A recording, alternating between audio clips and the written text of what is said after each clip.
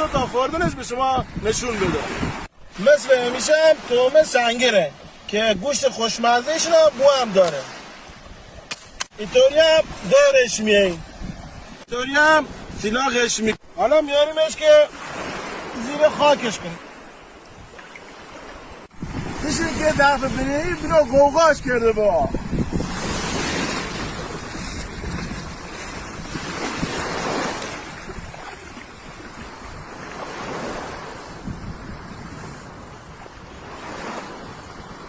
یا هم از درف پنیری که بلازش گرفته.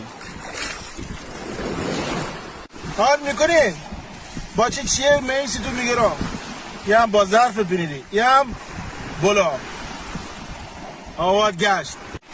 از اونجایی که ما کاردمون یام رفته از صدفه دومدرگه هم میخوان استفاده کنیم. این گاو کار می باشو پاک کن.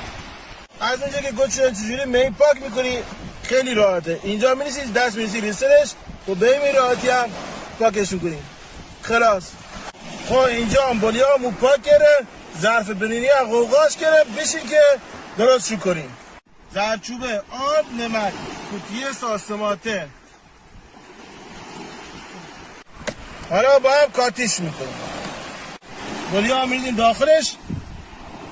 حالا کاتیش میکنیم. به اینجا